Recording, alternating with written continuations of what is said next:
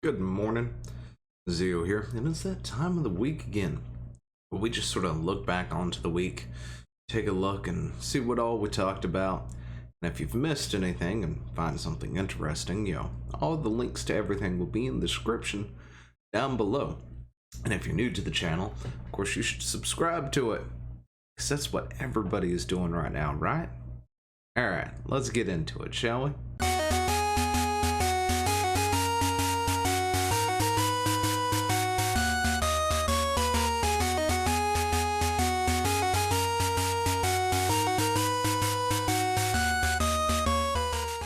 But of course, before we do, remember, not only do I have a YouTube, but I also have a BitChute and a Twitter. You should go and follow all the thingies and subscribe over there. And of course, if you're not in either of those spots, I have a YouTube. Or if you're on one of those two watching this, I have a YouTube. You could go subscribe to that too, even though it's having issues. But anyway, how did we start this week out? We talked about Monday. We're talking about GeForce Now, which is something I was going to talk about already, except for something else with it took sort of over when I was looking up information on it about how apparently Blizzard will ban you if you use a cloud service. In fact, they've even changed their EULA to reflect that they will ban you if you use some kind of gaming cloud service of some kind, like GeForce Now, to play any of their games. Yeah. And apparently, yeah, that's all I got. I'm sorry. Apparently, I don't know what I'm doing. It is too early. I am too tired. I really need some more sleep. Oh, and coffee does you good. Get some. Maybe this should be like morning coffee with Zio or something. I don't know. Anyway, Tuesday came around and we talked about IGN and other journalists and how they misrepresent what people say, and they are then forced to update certain things later on when and if they get called out, depending on how big the person is. And of course, they were talking about Epic's, boss, Tom Sweeney. Gosh, why can I not remember your name today? Anyway, Tim Sweeney, something like that. Epic's founder and CEO. But anyway, apparently what had happened is he was having an interview done, and he pretty much, near the end of the interview, while talking about several other things, which is, a decent read, by the way. Of course, links are in the description if you want to go check all this stuff out. However, it was a pretty good read. And now, I don't always agree with everything that Tim does, or whoever. Anyway, I don't always agree with what he does. However, this one was, they took a little bit near the end of the interview where he was saying that gaming companies need to essentially be more neutral to things. They need to take their politics. It needs to stop at the door. They need to take it out of their marketing and everything else, out of their games, and just, unless the game, of course, is built with that in mind, of course, but they need to take it far, far away and not make that the center focus of things, because it's not what a gaming, a publisher or something like that should be doing. They should just be making a really good game that is a lot of fun, or publishing said game and letting whoever's making it make it, instead of dictating what they can and can't do.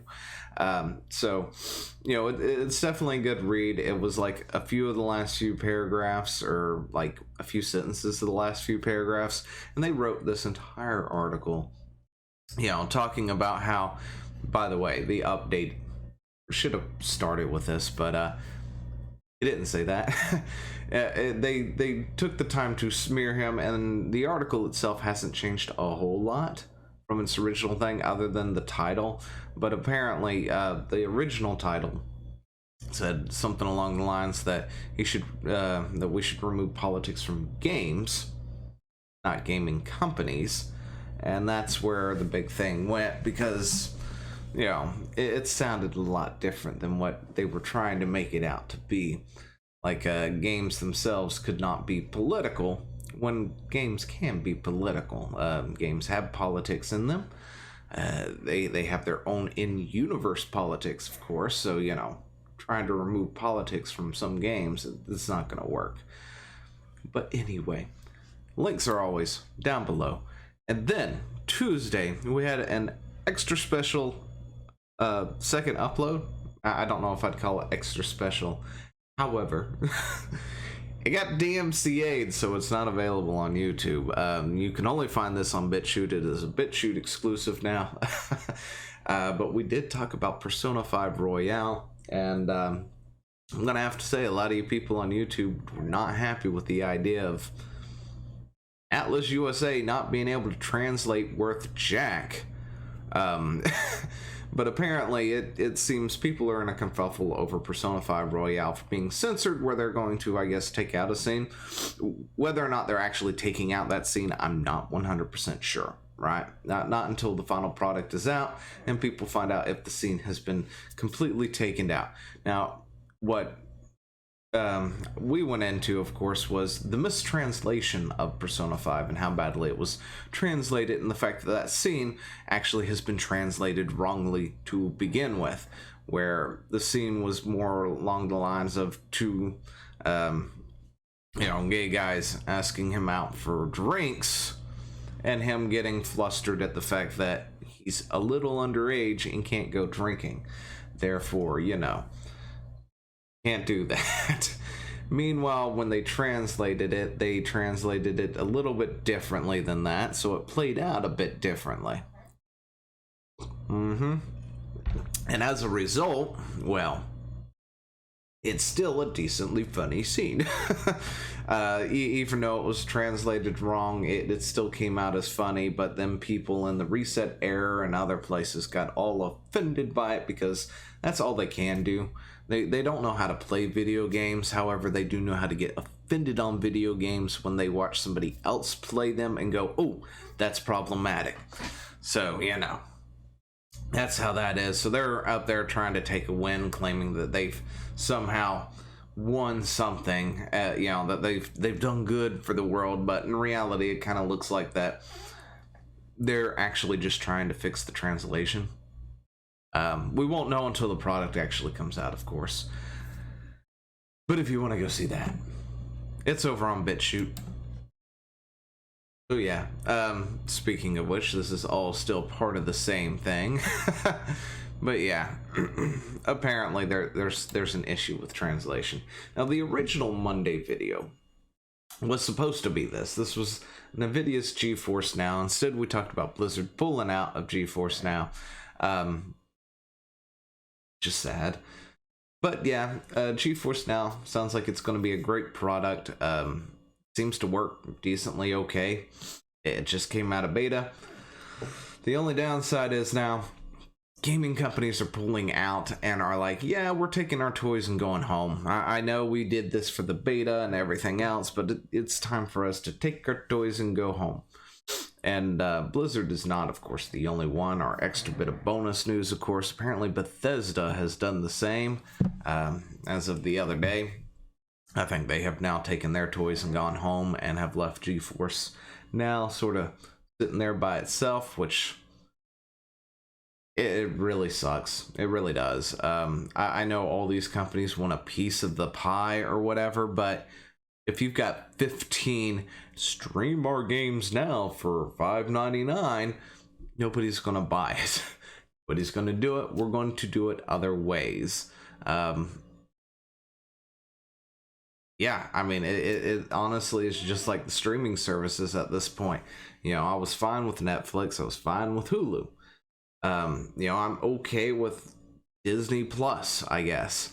But at the same time, I'm not going to pay for something like CBS All Access or Amazon whatever. I don't have a Prime membership, but I guess if I had a Prime, I get that for free and stuff. I'm not going to pay for HBO this and all these 15 different streaming services. I'd rather go and either do without or sell the high seas when it comes to that, because I'm already paying for like 2 or 3 as it is. The whole point to all that was to get away from this little bit, but you know, at the same time, I prefer the more a la carte mode thing, which is something I wish I could have gotten with television. Like, well, I want the Discovery Channel, the History Channel, and that channel, and none of the others. But when it comes to gaming, of course, kind of don't like it. I guess I can call myself a hypocrite for that one.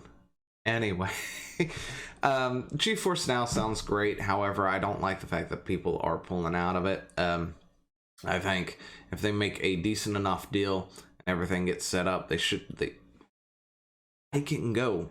This could be an amazing thing. It could then push things into a new world of, you know, gaming. But as long as everybody's taking their toys and going home, there's not going to be a whole lot other than indie titles or something if everybody else starts doing it too. You've got Activision Blizzard, apparently now Bethesda, and who else? I heard there was a few other, I just forgot who they were. I think Konami maybe, I'm not sure, don't quote me on that. But anyway, then we went and we talked about Sonic the Hedgehog on Thursday, the Sonic movie specifically, and how, you know, whether you love it or hate it, it seems to have done an amazing job over the weekend anyway. And because I recorded that, of course, Sunday. But during those 4 days, it did an amazing job. And the fact that maybe we can finally see something of a adaptation of video games into movies, and they actually, you know, work. I mean, the Sonic movie isn't exactly 100% the Sonic games, and since there's like 15,000 different Sonic games, I'm not really sure what they would do other than like pick one and say, okay, we're gonna make this movie based off of Sonic Battle Adventures or Sonic Mania or Sonic whatever else, Colors or something like that, and we're gonna make the movie based on that. So yeah, it's not like it really had anything, one particular game that it had to sort of focus on, which I think helped it a lot. You know, it could literally be what it was and still fit into the Sonic universe as its own separate entity, which is cool, to be totally honest, and maybe we can see more things like that in the future. And then we talked about playable Xbox build of StarCraft Ghost that has apparently come out. But you know, I talked about how this could be faked, how it could be a hoax. Now, when I should probably clarify, when talking about that, I'm gonna talk about the footage being faked, as in somebody made fake footage and there's not really a link, because at the time the link, I couldn't find it anywhere, but somebody did finally send me link. So, and then I had somebody else tell me to, you know, join their Discord, because they had the link and I never got to that because somebody else already sent it to me. Sorry. Anyway, so, you know, it's an actual thing. I was referring to the fact that, you know, as a hoax, that it could be something that somebody else made, you know, say recently or something like that, and they are claiming as a, you know, claiming as the actual game itself without it being, you know, an actual game, if that makes any sense. Like, they made this, you know, essential alpha build demo for an unfinished game that didn't happen, and they're passing it off as, oh yeah, I found this on a dev kit kind of deal.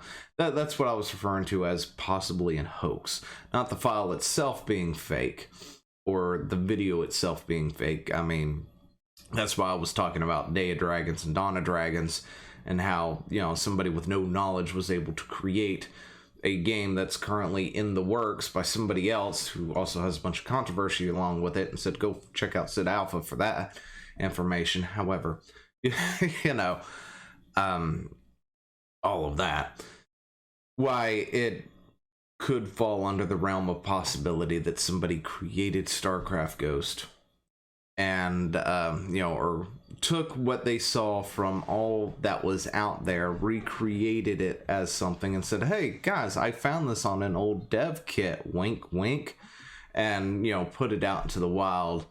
That's what I was referring to. That was an awfully long explanation on how I meant by fake, apparently, or a hoax, because the file itself wasn't exactly in question. I mean, it kind of was, but now I've seen the file, and since I don't really have any knowledge on forensics or file forensics, data forensics, whatever it is to actually tell when say file was properly created and all that other good jazz, I'm probably never gonna know the answer to that, but it does look pretty real. I hope it's real.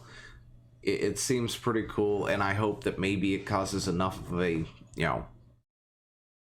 ruffle that Blizzard looks at it and goes, hey, Activision, that old game that we were going to do that you've probably never heard of, but we should probably totally do that?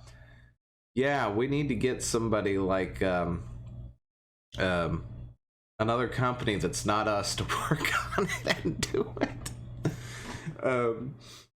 Gosh, I can't think of anybody right now, but yeah, we totally need somebody else to work on this and make it happen.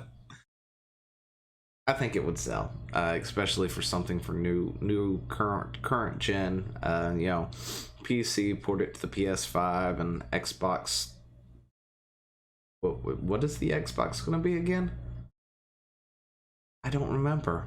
The Xbox fridge. Anyway, port it over to those things after the fact or whatever, and I think it would be a great thing. But Saturday, we rounded our week off talking about Sony files a patent for a guide for some kind of AI to essentially sell you microtransactions, and how that could be abused with something like dynamic difficulties and other things, and how I just don't like the feeling of that. I mean, I have an issue with commercials and ads and things popping up in the middle of my games anyway. That's why I can't play mobile games at all, because the second it brings me up to an unskippable 15 to 30 second ad, I'm just like, yep, I'm getting rid of this. I don't care. I'm gone. It's done. I know it's free, but still can't do it. And then to have something else that's going to offer you tips, as they put it, while having plenty of designs and how it's going to sell you items X, Y, and Z instead, because players are a lot better at beating the boss with said items or whatever it is. And even if it is tips or something like, I think I used an example from Mega Man X, one of the older, or not older, but one of the later in the series Mega Man X games, like X5 or 6 or something, where Ayla will just stop you in the middle of your platform and go, hey X, if you go ahead and press up as you jump, it will allow you to cling onto, and it's like, no, shut up. I'll figure that out. Can't stand that sort of stuff. I really can't at all. It drives me nuts. Maybe a little on-screen prompt in the corner or something to say, to dash, press B and forward at the same time or something like that, just because I may not know those controls or something at the very beginning of the game. But we talked a lot about how this could be abused, essentially. But yeah, I think that's going to cover it. That's pretty much it. We also, of course, I uploaded Let's Play over on BitChute for Mega Man Legends. I know I started Mega Man Legends 2. We're 4 episodes in, and it's been sitting that way for a few months now, or weeks, or something like that, because I just haven't had the time to do it. I'm sorry. And I'm re-uploading my older one over here at BitChute because I'm having issues with YouTube. So hopefully I can get to actually completing or doing more episodes of Mega Man Legends 2. But for now, if you want to watch Mega Man Legends 1, it is up there on BitChute. Right there. Like, seriously. Right there. You can't miss it. Anyway, it also has a playlist over there, too, if you want to go check that out. Or if you really fancy YouTube, it is on YouTube. Anyway, I'm going to leave it there. Let me know what you think about all of these topics down in the comments below. You know, what was your favorite one? Something like that. I don't know. And I will talk to you later. See ya. Hey, thanks for watching. Don't forget to leave a comment, smash that like button, and always subscribe for more. And of course, there are other videos floating around somewhere on the screen, so click one of those and see if you can find something that suits your fancy. Till then, I'll see you later. Bye.